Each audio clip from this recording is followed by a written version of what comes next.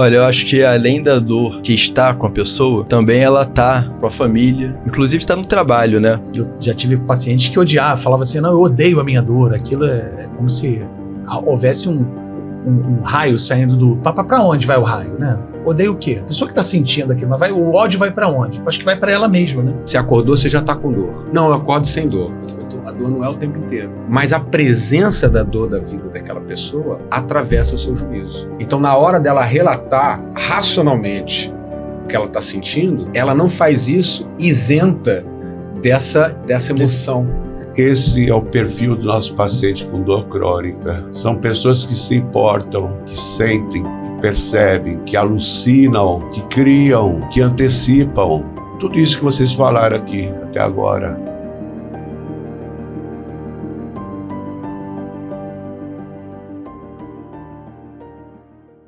Fala pessoal, beleza? Aqui é o Arthur Padão, junto aos meus amigos Edmur Paranhos, Heráclito, Fernando e Rafael Luz. Nós somos o Pode Aliviar, um cast sobre dor.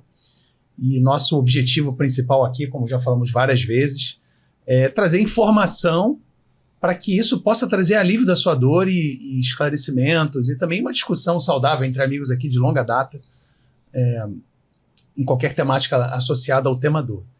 E eu sempre penso no tema dor, assim, principalmente das pessoas que eu atendo no dia a dia, até pessoas próximas de que tem alguma queixa de dor. Todo mundo tem uma dor, né, pessoal? Todo mundo tem alguma queixa de dor, seja num contexto de dor no corpo, alguma coisa que lhe incomoda, existencialmente, uma dificuldade. E a gente chama isso tudo de dor, né, muitas das vezes. E as dores habitam as pessoas em diversos cenários das suas vidas, tempos, né, da vida, situações, contextos. Eu acho que a discussão hoje vai entrar muito nessa pegada da dor que habita a gente, né? Mas aí queria começar essa bola por Heráclito, que eu sei que ele gosta dessa discussão, né? Se a gente trouxer o tema aqui, Heráclito, a dor que me habita tem a ver com a dor que está ou a dor que eu que sou? O que é a minha dor ou a dor está comigo? Como é que você pode começar este doloroso início aqui do nosso podcast? Então, bom dia, boa tarde, boa noite a todos vocês. Ao pessoal da Betamax, com o Luan aqui voando as carrapetas, meus amigos. Cara, a dor que me habita me parece ser a dor que está acontecendo no meu contexto de vida, dentro da minha experiência, que é individual, particular, onde existem impactos emocionais, existem impactos intelectuais. Quando eu falo intelectuais, estão relacionados às minhas tomadas de decisão, às minhas memórias. Impactos da sensório-percepção física, que está dentro desse corpo, e o que está para além do corpo, para fora do corpo.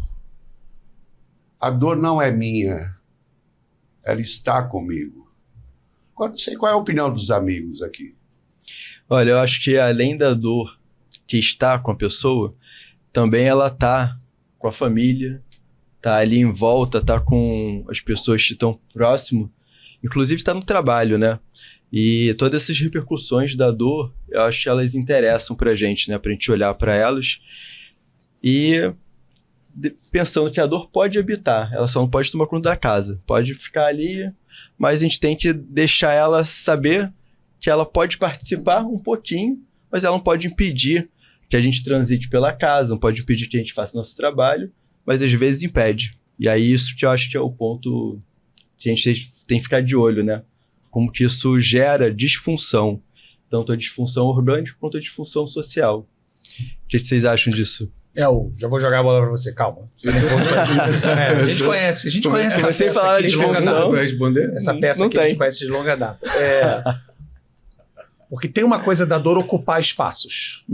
Já que você trouxe essa ideia da casa, uma casa com vários cômodos, um quintal, e isso vai ocupando esses espaços todos, no sentido de ocupar, não é só fisicamente, não, é ocupar a rotina, ocupar o uso daquela região, O pensamento. o pensamento, as ideias, né? Como aquilo funciona no dia a dia, como é que é o funcionamento de uma casa, né? Aquilo é muito parecido com o que acontece conosco, assim.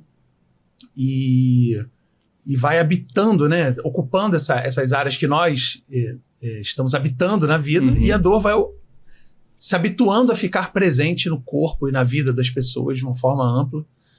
Isso é muito comum, né? Das pessoas que você atende.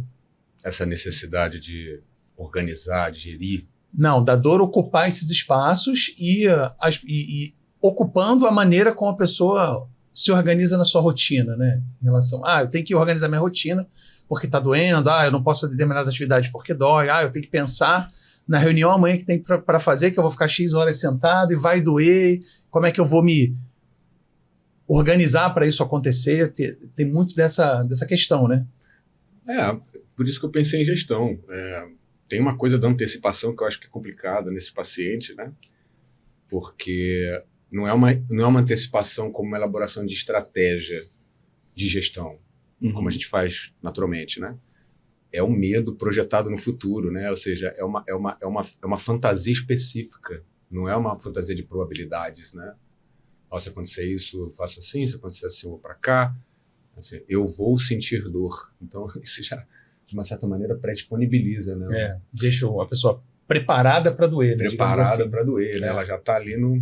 E Ed, dentro disso que você falou, eu acho que também tem um ponto importante que é a pessoa não escolhe isso, né? Esse pensamento antecipatório do futuro, envezado para onde a dor está levando ela, não é uma escolha, né? Quando a gente fala, parece que eu vou escolher, em vez de ver 3 caminhos, vou escolher ver só um, o pior. Mas não é, né? A gente tem um automatismo acontecendo aí, que tem um propósito, né? Que às vezes é um propósito disfuncional, mas tem um propósito de tentar enxergar cenários ruins e tentar se antecipar a ele para poder melhorar isso. O que vocês acham dessa antecipação? A dor acontece. É um acontecimento. Quando você estava falando, a gente estava discutindo isso antes, né? Essa distinção entre a dor ou a dor está, isso é muito próprio da nossa língua, né?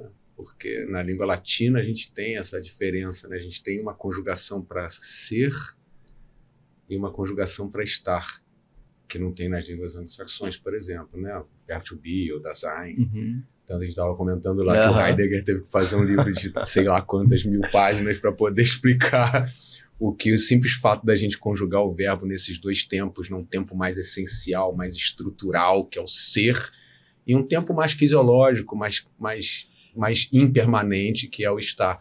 E é muito legal a gente ter o Heráclito falando sobre isso logo no início da nossa conversa, porque o Heráclito representa isso na filosofia, na história da filosofia ocidental, né? O Heráclito, de uma certa maneira, é colocado em contraposição a Parmênides, quando Parmênides procura a essência das coisas, e o Heráclito diz que as coisas elas são impermanentes, né?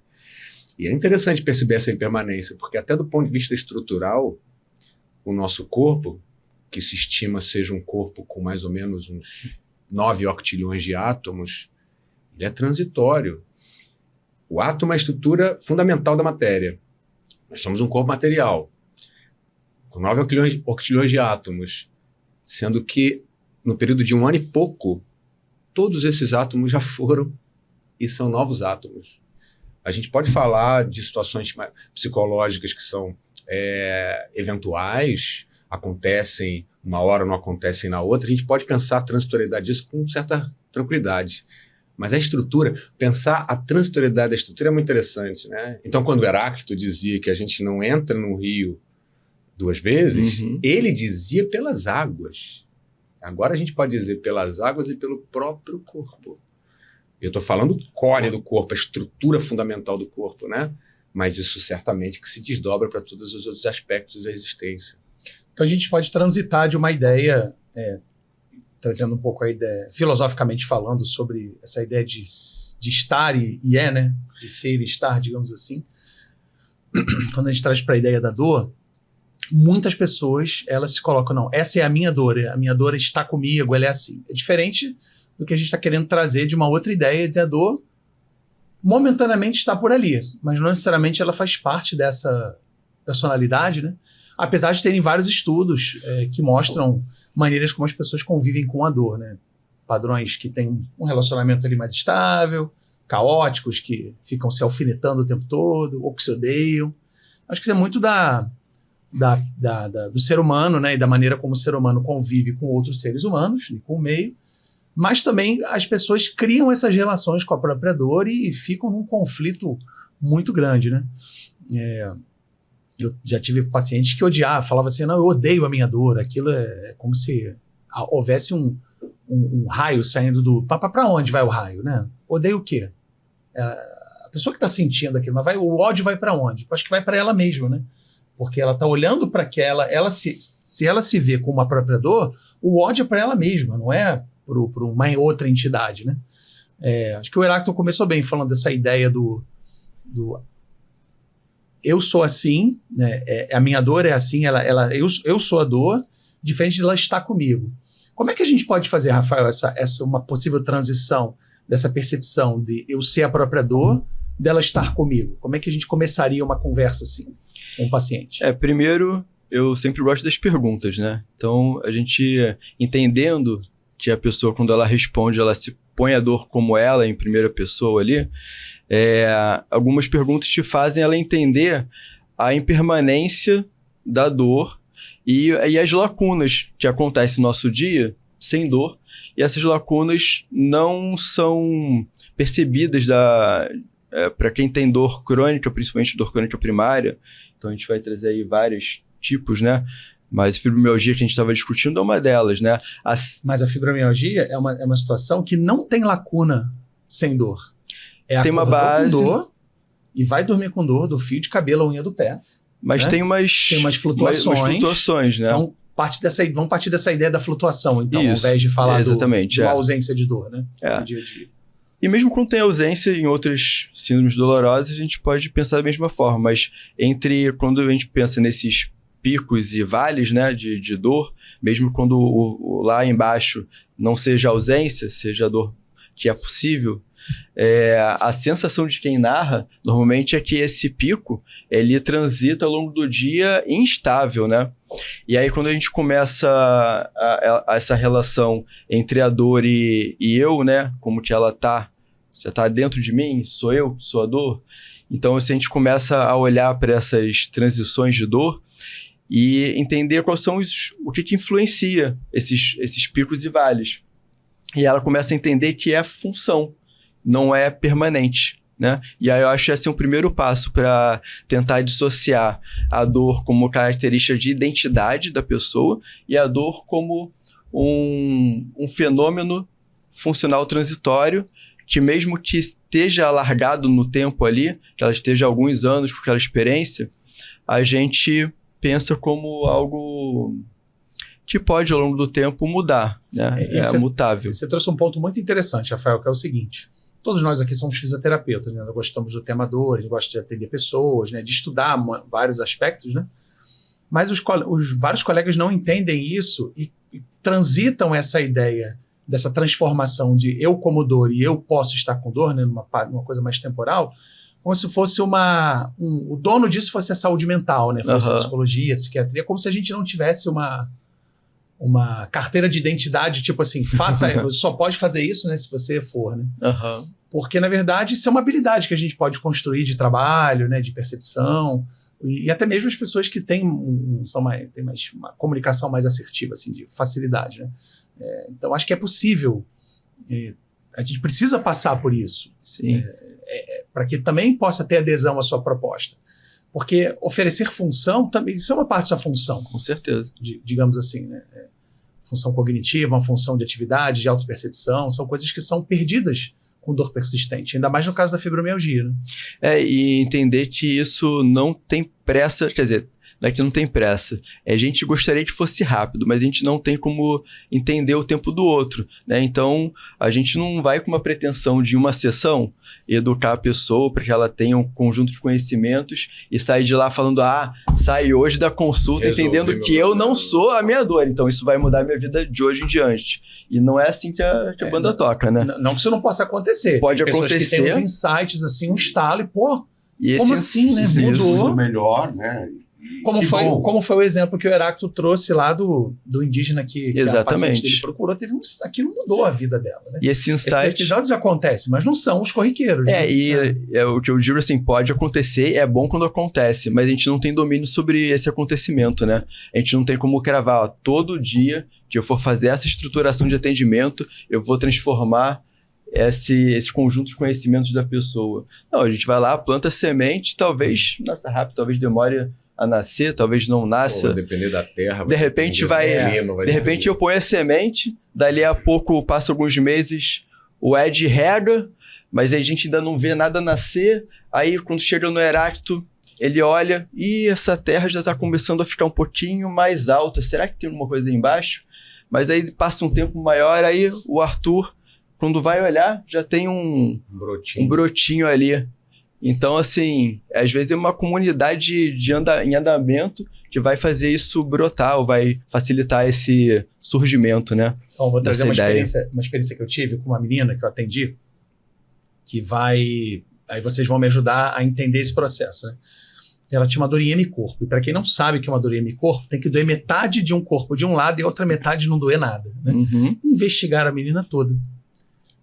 Tá com tumor no tálamo, cerebelo, doença de tal... Nada. A garota não tinha nada. Ela foi investigada de cabo a rabo, não tinha nada. Ela tinha dor.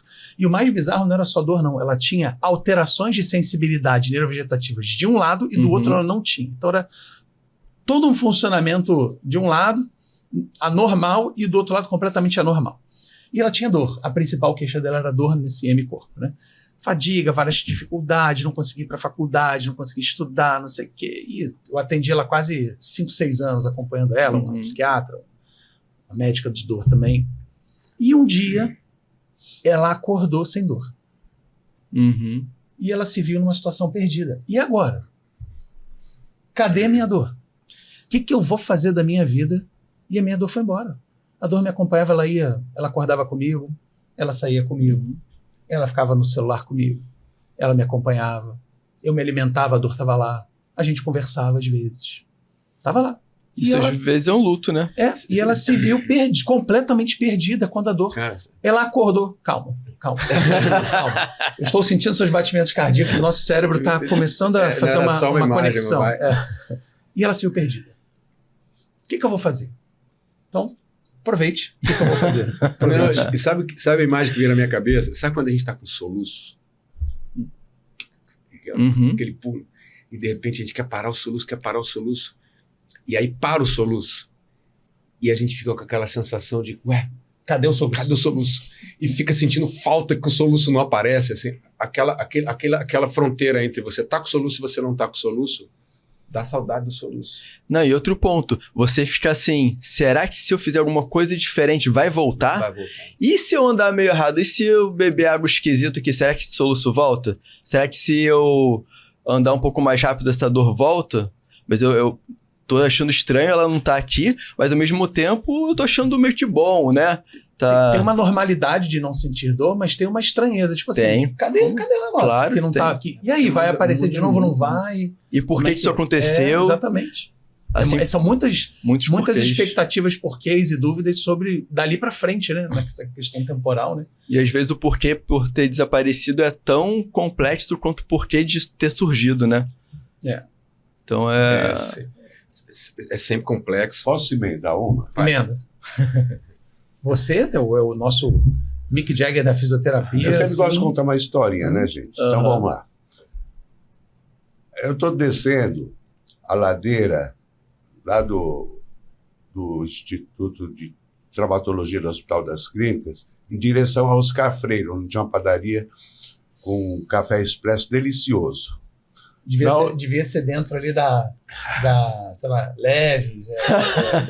Leves foi muito Não, foi muito baixo. Muito baixo. Devia ser ali dentro de quê? Da Dolce & Gabbana, um cafezinho ali, né? Era numa padaria. É. São ótimas. Na outra via, descendo, vinha um professor titular da psiquiatria que eu havia tratado a recuperação no pós-operatório de uma cirurgia do ombro por trauma esportivo. Ele jogava tênis.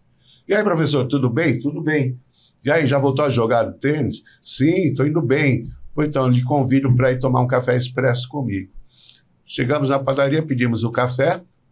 Ele aponta para um prédio do outro lado da rua, na Oscar Freire. Heráclito, sabe qual é o apelido daquele prédio? Gaiola das Loucas. Gaiola das Loucas, professor? Isso não tem a ver com um filme? Falou assim, não. Gaiola das Loucas, porque lá existem vários consultórios de profissionais de saúde mental que recebem, sua maioria, mulheres. Professor, estou vendo um certo preconceito na sua fala. Ele falou assim, não. Recebe mulheres porque essas são as pessoas que mais falam sobre seus sentimentos. O café chegou. Muito bom. Tem que ser, né? Né? Tem que ser maravilhoso, pô. Ele me pergunta, Heráclito, sabe o que é que tem lá dentro? Eu falei, já aprendi, professor. Uma série de consultórios de profissionais de saúde mental que recebem, sua maioria, mulheres, porque nós, meninos, estamos apenas aprendendo a revelar nossos sentimentos e discuti-los. Aí ele diz, lá só tem gente inteligente, Heráclito. Só gente que se importa. Esses que se importam são os que sofrem. Uhum. Só tem gente com vergonha. Só tem gente que presta atenção. Inclusive aos que os outros dizem. Esse é o perfil do nosso paciente com dor crônica. São pessoas que se importam, que sentem, que percebem, que alucinam, que criam, que antecipam. Tudo isso que vocês falaram aqui até agora. E o que nós fazemos? Junto com as ferramentas que eles têm, e que todos nós temos, e todo paciente tem, a gente inclui novas ferramentas para fazer ajustes na sua relação com a vida. E vou dizer, na minha carreira eu flagrei muitos pacientes de dor crônica que quando as coisas da vida ficaram menos exigentes, a dor foi embora. Eu não conheço fibromialgico com mais de 70 anos. O senhor conhece? Realmente. Eu vi vários pacientes de dor fantasma que, à medida que envelheceram, ficaram melhor.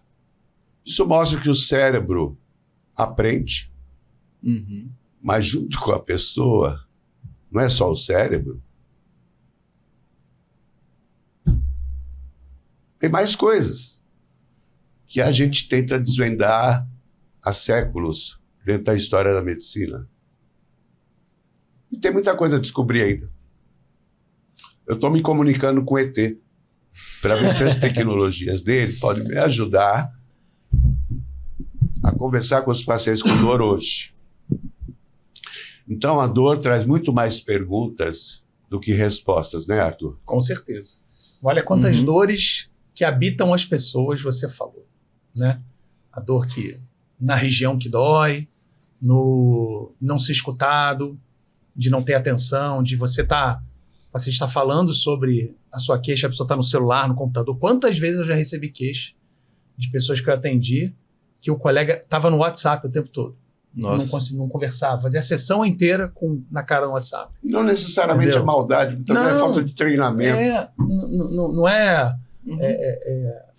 acho que tem a falta de treinamento e tem a falta de se importar em escutar. Isso. Tem esse lance também, né, de você não estar ali 100% para ajudar. Se você está ali 80% já não ajuda, porque esses 20 outros por cento são atrapalhados com outras coisas. A cabeça está a mil, tem as dores do profissional de saúde também que habitam ele, né? Mas o momento que os pacientes chegam para ser atendidos é para ser atendidos, não é para ficar... Não, e mesmo a gente, 100% planeta, né? não é suficiente. Não. A gente dá o nosso 100% achando que é o suficiente, mas a gente sabe que não é suficiente muitas das vezes. Né? Ô, gente, dá tudo de si. Não é, Edmur? Te dá tudo de si. Mas... O Arthur trouxe um negócio interessante. Ele falou assim, a gente recebe um paciente que está sendo atravessado por isso e nós também vamos atravessado por algumas coisas, né? Então, muitas vezes, a nossa capacidade de escuta também está prejudicada pelos eventos que a gente estava vivendo até o momento em que a gente vai escutar. Não só de escuta, como de juízo, de julgamento. A escuta, Arthur, também envolve um treinamento. Existe também a possibilidade de você se dar conta desse sentido, né? E treinar a habilidade de se conectar. Como a gente faz a meditação, né? Na meditação tem essa característica, né? A gente está ali concentrado em alguma sensação específica, ou do corpo, ou fora do corpo, e a gente, em algum momento, desconecta. A gente está ali, eu estou pensando no meu batimento cardíaco, eu estou pensando na minha respiração. Estou ali respirando, e daqui a pouco eu estou pensando que, nossa, a respiração, o ar, como é que está poluído o ar, né, cara? A gente está respirando o ar, e esse ar está poluído, e as indústrias. E quando você começa a ver, vai conectando um pensamento no outro, e você se desconectou sem se dar conta.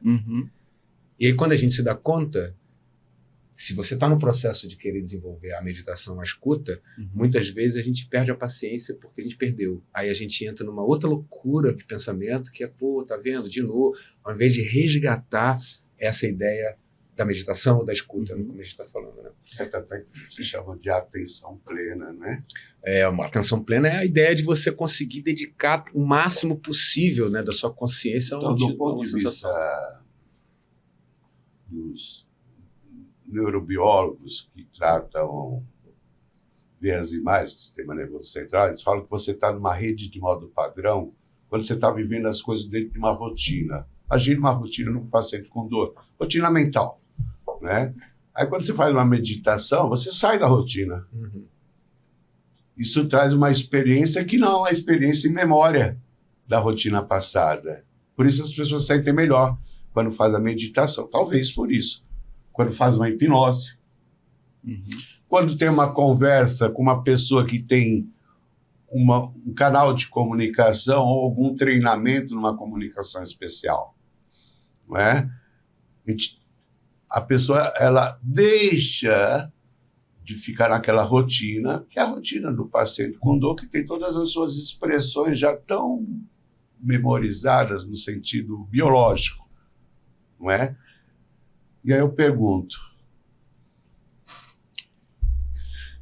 existe uma ferramenta ideal, única, para o tratamento da dor que habita as pessoas? Entende que não. Não. E eu acho, inclusive, além de não ter... Não, eu acho que além de não ter, a gente tem, talvez, tentar escolher a melhor para cada um, né? Então, qual é a estratégia, então? A estratégia é escuta. A primeira de todas. A primeira de todas. A primeira de todas é escuta. A sua habilidade de entender como você pode ajudar está totalmente relacionada com a sua habilidade de entender o que pode estar acontecendo. Depende de uma sabedoria interna, não é? Inclusive de dedicar atenção para a sua escuta, que é isso que a gente estava falando, né? E o que eu estava querendo desenvolver assim, é que essa habilidade de escuta, ainda que a gente tenha trabalhado, ainda que a gente tenha uma habilidade de escuta, ela sempre vai ser atravessada. Ser atravessada por determinados afetos, né? Por isso que eu falei do juízo. Você falou o caso do paciente que chega lá e fala assim, eu sinto dor o tempo inteiro. Eu geralmente, quando um paciente chega assim para mim, eu continuo pesquisando, eu não fico satisfeito com essa fala. Eu falei, então peraí, então você sente dor o tempo inteiro, vamos pensar o seu dia. Você acordou, você já está com dor. Não, eu acordo sem dor. Então a dor não é o tempo inteiro. Mas a presença da dor da vida daquela pessoa atravessa o seu juízo. Então, na hora dela relatar racionalmente o que ela está sentindo, ela não faz isso isenta dessa emoção. Então, quando ela vai te responder, ela não está fazendo uma descrição da realidade. Ela está simplesmente fazendo uma narrativa atravessada de uma série de afetos. E é comum fazer uma generalização para poder expressar o que está mais afetando ela ali, né? Então, assim, a minha experiência é que eu tô com dor o tempo todo. Não necessariamente ela tá o tempo todo, mas ela expressar para você isso já traz um monte de coisa no subentendido ali, né? Da experiência dela. Rafa, eu já ouvi várias vezes pessoas falando assim, não, eu vou na emergência do hospital. Mas se você for na emergência do hospital, tem muita gente na emergência. Então você tem que agravar os seus sintomas para você ter atenção. Então o camarada está com uma sensação X, mas ele chega com uma demanda de atenção e a sensação X. Para resolver a demanda de atenção, a narrativa dela sobre o X vai ser de 2X. Ou seja, quando uma pessoa tem uma demanda que precisa ser resolvida, aquela demanda necessariamente cresce como uma estratégia para poder chamar a atenção de uma outra pessoa para aquele lugar. Por quê? Também porque nós somos destreinados para a escuta. Porque a gente considera que escuta é uma coisa que já está dada. Não, escutar você escuta, pronto, é um sentido. Vou escutar uma música, né? Estou escutando, estou recebendo, mas quando você, né? Quando você olha para a estrutura musical, aquilo, quando você olha para aquela trompa olhar que está entrando, quando você olha para aquele diálogo do fagote com o oboé, tem muita coisa que a gente pode avaliar do sentido da audição. Sobre ouvir e escutar, né? Sobre ouvir, a distinção entre ouvir e escutar, a distinção entre sentir e perceber. Então eu acho que tem um problema que talvez a gente deva considerar, que há um aumento da intensidade na narrativa para suprir uma necessidade de atenção que está relacionado com o fato de que a gente não trabalha de forma instrumentalizada a escuta. Porque a escuta é dada, tal qual sentir é igual perceber, o que não é. O que não é. O que não é. E demanda trabalho, né? Demanda trabalho, demanda estudo, demanda prática. Eu sou um fã de Star Wars, né? De longa data, assim, desde criança, né? Fui ver os 3 filmes remasterizados no cinema. Acho que eu não era nem nascido quando lançou o primeiro Star Wars. Né? Então eu gosto muito de Star Wars e tal. E para exemplificar essa ideia que vocês trouxeram da habilidade de escuta e tal, lá na 2ª temporada do Mandalorian, o último episódio, o Luke Skywalker aparece, né? O Salvador, né? O Luke Skywalker aparece, aí o Mandaloriano tá lá com o Grogu, não sei o quê, e aí chega o Luke Skywalker para levar o Grogu, porque tem a mesma vibe da força, né? A mesma vibe. Gostou da vibe da força? Midichlorians aumentados, uma coisa assim, né? Aí o Mandalorian falou assim, olha, leve-o, ele é da sua espécie, vocês fazem parte do mesmo grupo e tal. Your kind. Your kind, né? Aí o Luke Skywalker fala assim, ele quer a sua permissão para você deixá-lo. Aí o Mandalorian fala pro Luke assim, ele é muito bom com a força, ele é muito habilidoso. E o Luke responde sabiamente, talento sem treinamento não é nada. Olha, tocou o coração, né? O que significa isso? Você pode ser muito habilidoso para se comunicar, para falar, para escutar, para conversar, mas você pode não ter treinamento para isso. O que a gente está trazendo à tona é que é possível melhorar a escuta com treinamento. Com certeza. Né? E esse treinamento não é um treinamento que você vai simplesmente escutar aqui o podcast, beleza, agora eu estou aqui, eu sou PhD em escuta ativa. Não vai dar certo, porque é algo que tem que ser treinado, colocado igual nossa formação acadêmica. A gente é colocado a treinamento ao longo do tempo. Tem pessoas que desenvolvem várias habilidades rapidamente, tem pessoas que demoram um tempo mais prolongado para escuta, para terapia manual, para outras habilidades motoras, até de comunicação, né? Então, o ponto importante é que é possível você estar mais qualificado para essa escuta, né? Até porque não é só escutar, é entender a escuta do outro, é o outro falar e aquilo fazer sentido dentro do processo, né, de escuta ativa e tal. E eu posso falar por mim que eu precisei de bastante tempo para isso chegar como eu estou hoje, né? Que para mim era mais difícil e tal. Então é possível estar mais preparado para essa escuta. E isso significa querer estar disponível para aquilo acontecer, para aquela conversa acontecer, porque as distrações estão lá. Barulho do ar-condicionado, você está com dor nas costas no dia, você está com, sei lá, brigou com a mulher, tem uma conta pra pagar. A barriga ficou desconfortável depois da esfirra com o macho largo do machado. Não sei quem vai ter que... A conta tem que pagar, se você não pagar até X horas, você vai tomar uma multa de 10%. Então, são tantos entraves que atrapalham o nosso estar disponível para escutar, né? Então, e assim, eu penso bastante nisso, tentando tirar o máximo possível das coisas que me atrapalham para poder estar disponível ali. E mesmo assim, cara, não dá, né? Só que contamina o lado de cá e também contamina o lado de lá. O lado de lá também tem as suas contaminações. Então, quando o Rafa traz a ideia assim, mas de uma forma generalista ele traz aquilo, você não pode ficar satisfeito com isso. Porque é um pensamento generalista. Primeira informação que o cara traz, eu acordo e vou dormir com dor. Aí você, opa, isso acontece? Acontece. Mas será que é assim mesmo? Será que vale desenrolar mais essa história? E às vezes a gente encontra essas brechas, né? Refina melhor a nossa escuta, a nossa comunicação e encontra detalhes para poder chegar, tem momentos do dia sem dor. Não é aquela coisa assim, 100% de dor o dia inteiro, não faço nada. Ela oscila, né? Tem uma momento oscilação. que fica um pouco melhor. É mais fácil ter uma oscilação. No geral, oscila, né? É importante a gente ser capaz de chamar atenção para isso de um paciente com dor crônica, porque uma vez que ele percebe que oscila, ele já fica com o juízo um pouco mais organizado para poder identificar aonde que oscila. E às vezes ele percebe com a sua ajuda como terapeuta. Não, ele prestar atenção naquilo. Faz parte da nossa função. Mas eu ia dizer que uma vez que ele percebe esses picos e vales, como o Rafa falou, ele está mais apto a identificar se existe algum padrão, tanto nos picos como nos vales. O que você estava fazendo? Pode pensar do ponto de vista postural. Você estava sentado? Você estava em pé? O que você estava fazendo? Você estava no trabalho? Foi um dia de apresentação de relatório? Foi um dia que você teve que provar alguma coisa para alguém? Quais as coisas que estavam acontecendo no pico? Quais as coisas que estavam acontecendo no vale? E se é possível, dentro dessas coisas, desenhar um padrão.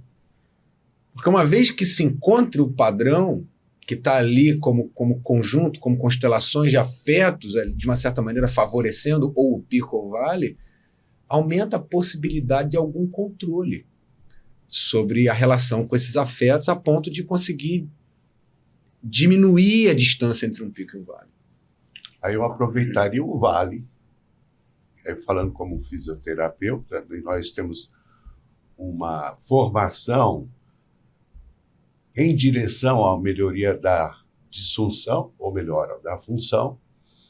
O vale é o lugar para isso, né? Vai do exercício. Né? É mais fácil fazer isso no vale do que no pico, né? Do que no pico.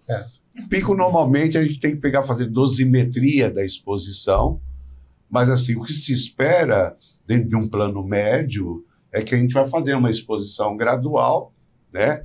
Para que a pessoa consiga negociar, né, no caso, seus movimentos, não é? Com o corpo. Heráclito, o movimento é do corpo. Antes do corpo se movimentar, ele começa aqui. Exatamente. Na ideação. Ideação, motivação, planejamento motor, execução motora. Neurônio motor inferior chegando lá e recrutando a musculatura.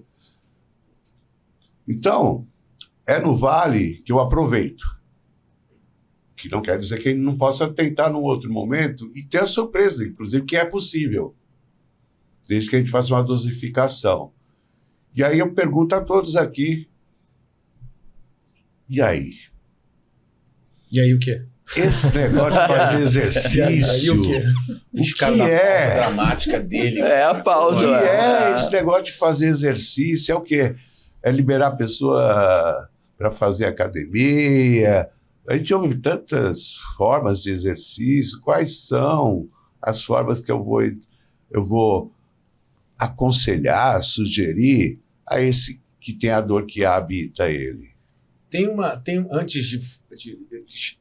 Para responder a sua pergunta, é interessante a sua pergunta, mas para responder a sua pergunta, eu vou trazer a ideia de dosimetria, né? Dosimetria é o estabelecimento da prescrição que a gente vai fazer. Carga, número de séries, número de repetição, essa é a ideia da dosimetria, para quem não sabe. O estabelecimento da dosimetria, você falou, existe uma dose possível no vale e existe uma dose possível no pico. Quando eu vou estabelecer dosimetria, geralmente eu faço partindo dessa compreensão. Olha só, vai ter dia que você vai acordar e 3 de 10 é uma brincadeira para você. Talvez seja o momento de você testar 4 de 10. Eu estou falando assim, chutando números só para identificar, né? Agora, vai ter dia que 3 de 10 vai ser ruim. Porque nós não somos, nós estamos. Então vai ter um dia que o meu corpo estará mais apto para a realização do movimento, vai ter dia que ele não vai estar mais apto. Esse dia que ele não vai estar mais apto... esse dia... aquela coisa assim, né? Esse dia que o corpo não está mais apto, é importante identificar e pesquisar. E a importância de fazer o paciente se dar conta desse processo é muito grande. Por quê? Porque ele vai estar sozinho nessas oscilações do pico do vale. Você vai pegar ele no momento, que pode ser de pico ou pode ser de vale. Se você estabelece uma dosimetria rígida ali, você vai perder a potência no pico ou a potência no vale. Há uma flexibilidade. E essa flexibilidade precisa ser negociada no processo de educação do paciente. Você precisa chegar para ele e falar assim, olha só, o estabelecimento da dosimetria precisa estar relacionado com a conscientização das suas sensações. Você não pode simplesmente repetir o movimento. Você tem que ser esse movimento. Você tem que se dar conta desse movimento, porque você vai estabelecer até onde você pode ir de acordo com as constelações de afetos daquele momento. Mas, vê se é a minha impressão.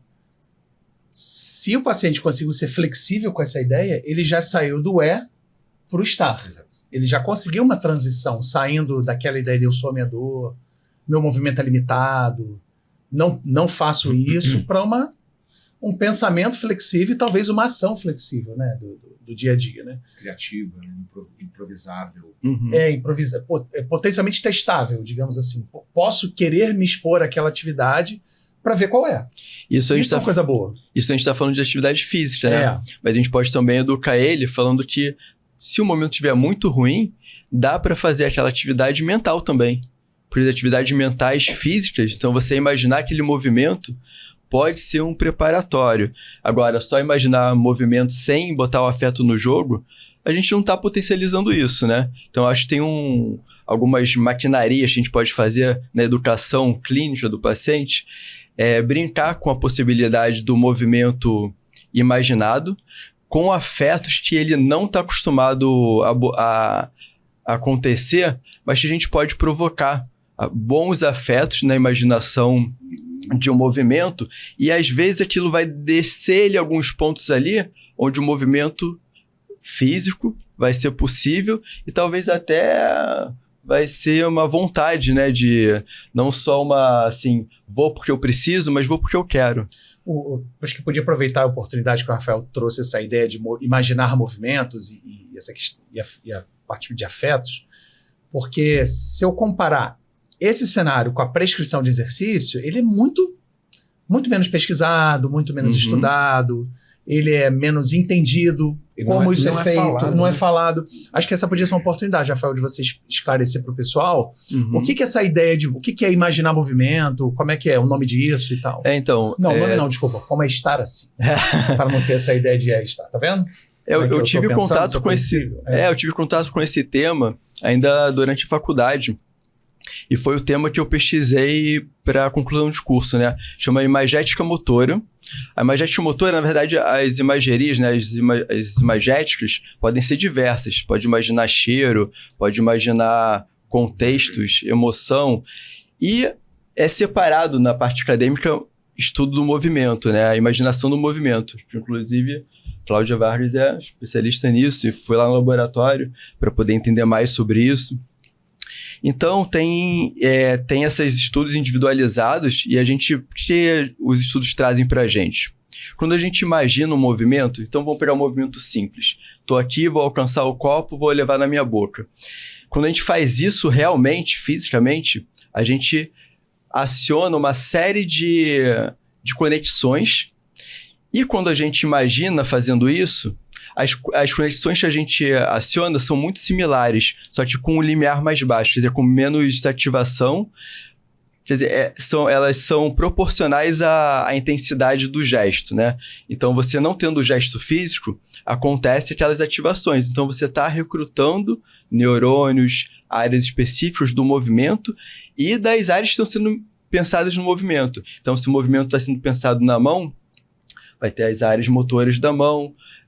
Se você está pensando no pé, entrando em ação para andar. Então, a gente tem uma especificidade de gestual, de áreas, e tem a especificidade dos afetos. Então, se a gente fala para a pessoa só imaginar o movimento, se ela tem uma experiência ruim com aquele movimento, ela vai talvez trazer aquilo naquela imaginação mesmo sem que perceba. Mas se você direcionar uma mudança de um afeto positivo, então, por exemplo, a pessoa está com uma síndrome complexa regional, ele está com a mão com dificuldade de movimentar, com dor, e você pede movimento para aquela mão imaginado, às vezes isso já vai ser capaz de gerar dor. Imaginar o movimento também pode gerar dor. Agora, se você pede para ela recuar no tempo, onde aquela mão ainda não estava com dor, e ela estava fazendo uma coisa que ela gosta muito, por exemplo, pintando, fazendo um desenho, e aí ela vai experienciar mover aquela mão na memória dela com um afeto bom. E aí aquilo vai deixar com que as áreas motoras fiquem mais disponíveis para o movimento real mesmo, movimento físico. Então isso é um jogo, né, entre o que acontece já quando a gente vai começar um movimento real. Isso acontece milissegundos, né? A gente pegar isso que já acontece e abrir ele. Eu falei, né? Motivação, ideação, planejamento, motor e execução. E tem o feedback, que é lançado. Quando você executa o movimento, em tempo real, você vai percebendo se o movimento vai acontecendo segundo o previsto. E vai fazendo os ajustes.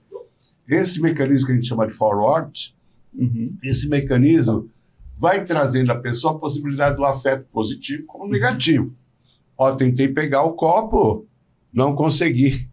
Ou tentei pegar o copo e consegui.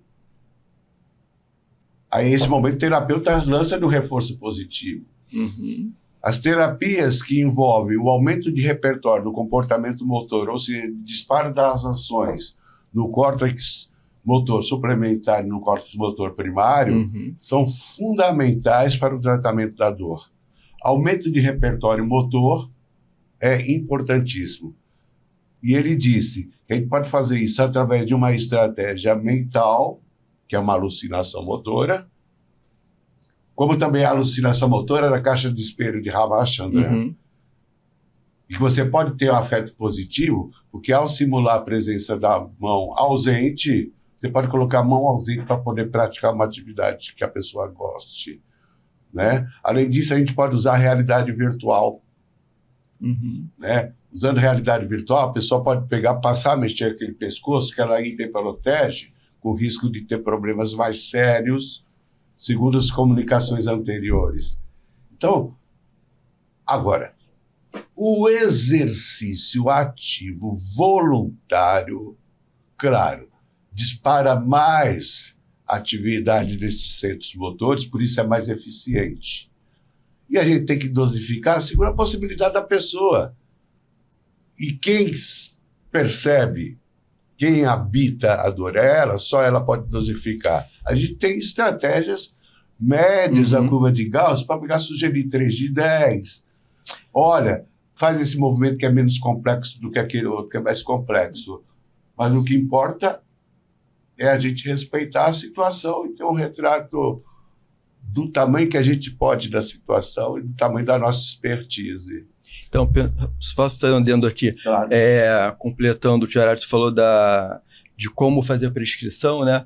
O Lorimer Moseley, que é um pesquisador que todos nós estamos habituados a ler, lá atrás, quando ele trouxe aquela ideia imageria gradual, né, de você fazer imagética motora gradual, ele trouxe aquela ideia da escada, de quanto mais você vai subindo a escada, mais complexo vai se tornando a tarefa, e quanto mais complexa a tarefa, mais você vai botar esses circuitos em atividade.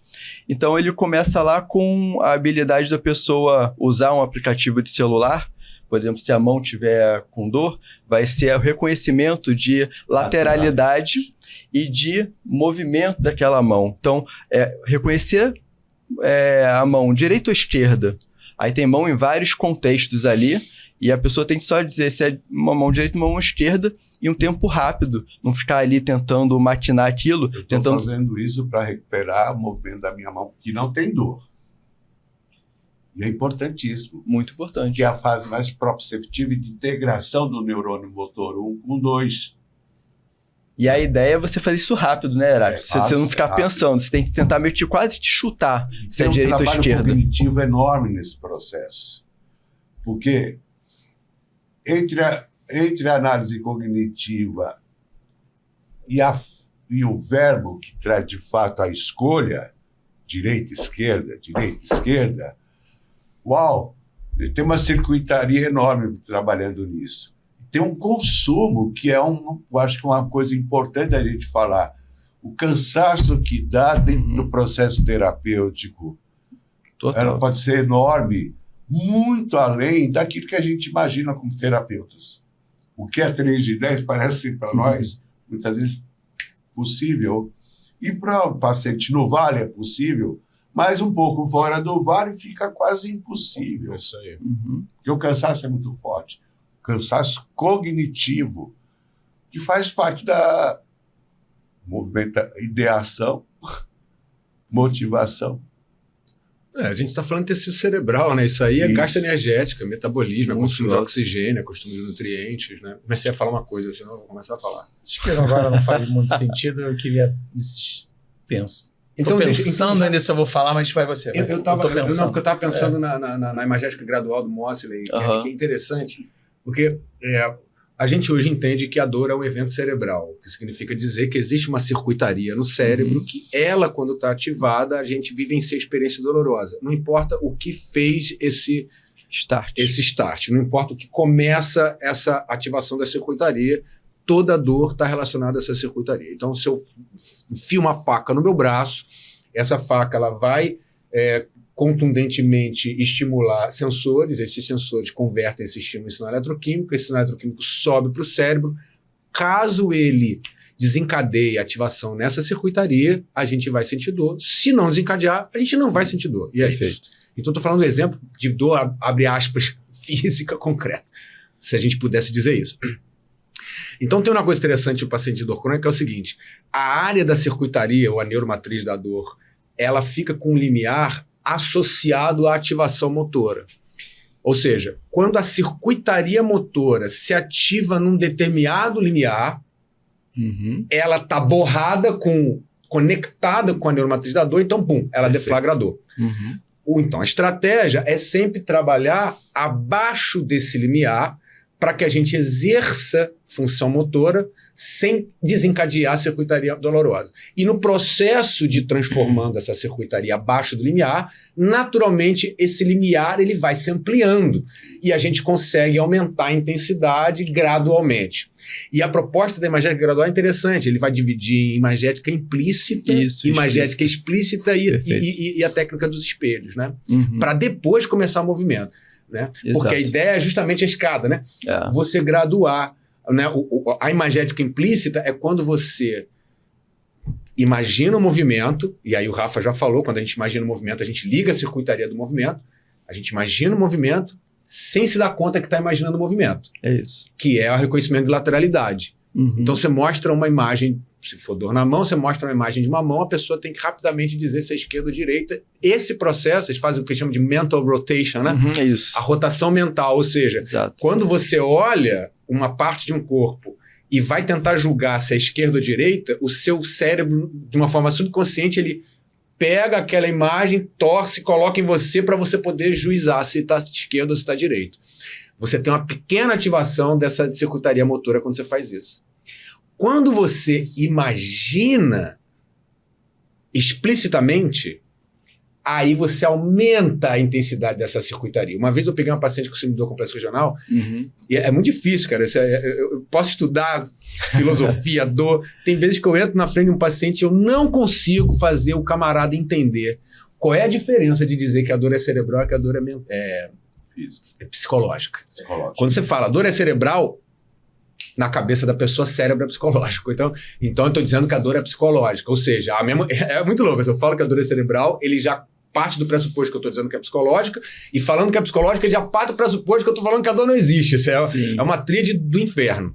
Mas eu tentei explicar para ela o que era uma dor cerebral. Ela com síndrome do complexo regional, coloquei ela na maca, com as mãos assim paradas, numa posição que ela não estava sentindo dor. E eu comprei o equipamento do Noi Group. Ah, que legal. Que trabalha em imagética gradual, e são várias fotos de mão cartas, esquerda né? e direita, várias cartas, né? Com fotos de mão. E não só se é esquerda e direita, mas posições esdrúxulas ou posições normais. Quanto mais esdrúxula é a posição, maior a ativação da circuitaria. Ou seja, maior a chance de atravessar o limiar. E para explicar para ela o que era uma dor cerebral, eu fiz ela botar, eu peguei de sacanagem a carta mais esdrúxula, o movimento de mão mais esquisito. Eu botei na frente dela e falei assim: imagina sua mão nessa situação. Ela fez o esforço, aí já é uma imagética explícita, porque ela está se dando conta do que ela está fazendo, e ela começou a sentir o sintoma na mão dela, imediatamente. Eu gosto muito dessa estratégia. Eu faço também dessa forma. Para poder ela entender o que é cerebral. Exatamente. Que não é vivenciar a experiência. E só para complementar essa ideia da gradação, que eu acho que é interessante. Muito bom. Quer dizer, você tem a imagética implícita que pega um pouco, então tem mais chance de estar abaixo do limiar. Trabalhando a imagética implícita, o limiar pode subir, aí você pode incluir a imagética explícita, que aciona um pouco mais a circuitaria. Passou essa, aí é o espelho.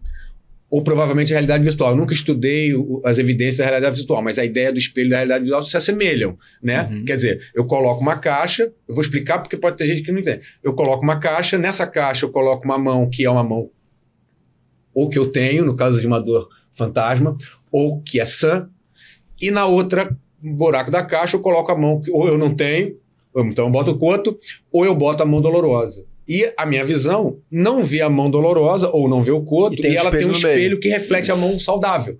E aí no processo de mexer a mão saudável, eu aumento a circuitaria motora da mão não saudável também. Então eu estou trabalhando empurrando o limiar para frente. Tem casos em que a pessoa vai direto para o espelho e sente dor, mesmo sem mexer. Por quê? Porque a ativação da motricidade conectou com a circuitaria da neuromatriz da dor e fez a pessoa vivenciar uma experiência dolorosa. Eu ia perguntar, vocês elaboraram um pouco da pergunta, que era por que o movimento é tão essencial na reabilitação de pessoas com dor?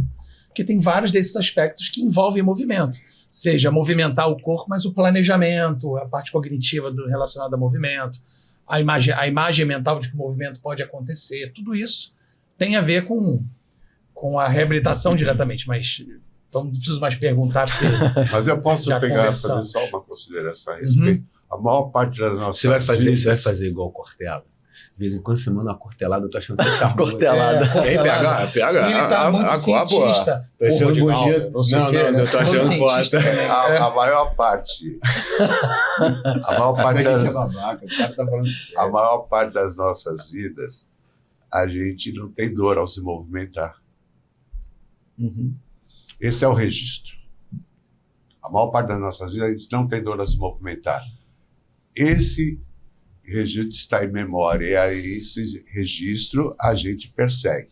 O problema é quando a gente passa a se sentir ameaçado de uma coisa que faz parte do nosso registro de memória como positiva.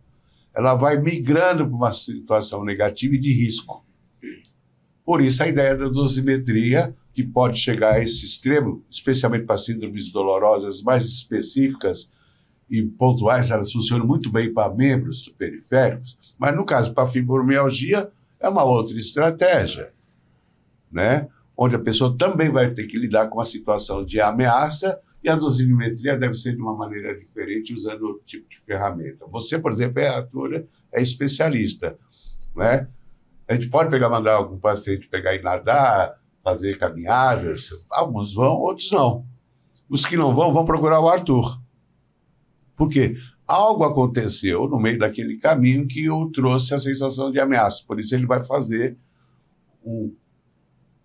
traçar um novo plano para esse paciente, que não simplesmente andar ou fazer algum preparo anterior para que possa fazer o andar com satisfação.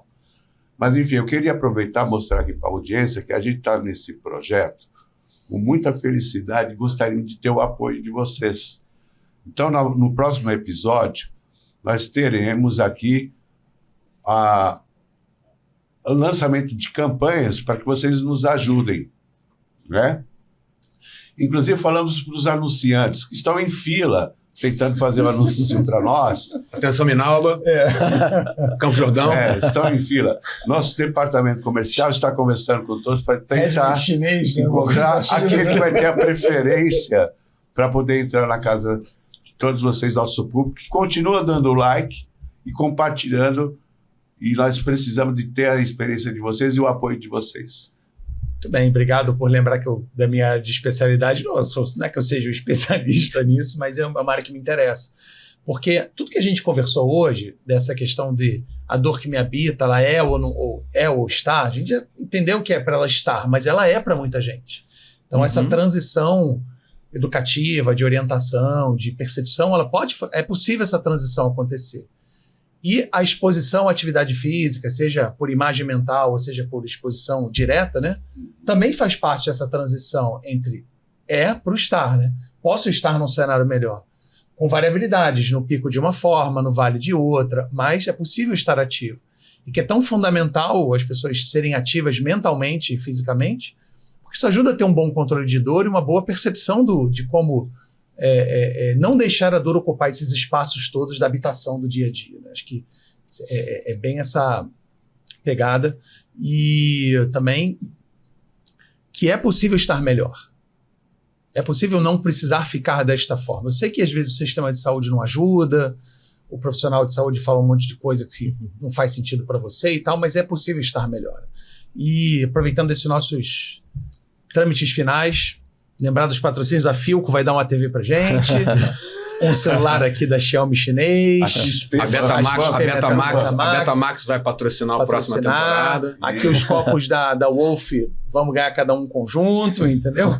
Aquela coisa básica. E podia mostrar nossa presente Heracto. Professor Heracto, cientista. Abre aí, Arthur, faz o... Ele é tudo, né? Ele mandou fazer a camisa, próximo episódio a gente vai vir com as camisas do Pode Aliviar, porque isso também alivia as nossas dores mentais, né? Esse bate-papo aqui com vocês. E, Rafael, hoje o fechamento é contigo. E quem quiser fazer parte desse nosso projeto, incentivar que a gente faça a nossa próxima temporada, tá gostando, quer ganhar uma camisa como essa e fazer parte dessa fala, ajuda a gente vai no próximo episódio falar um pouquinho de como vocês podem auxiliar a gente a ter outros episódios, outras temporadas. Mandar um direct. E compartilhem, avisem seus amigos, pessoas, pacientes, e vamos nos ver no próximo episódio, continuando esse papo de dor, como o Arthur gosta de falar, um papo doloroso. Então, até nosso próximo encontro. Obrigado, meus amigos. Isso aí. Valeu, pessoal. Muito obrigado aí. Foi muito bom. Gente. Valeu. Maravilhoso.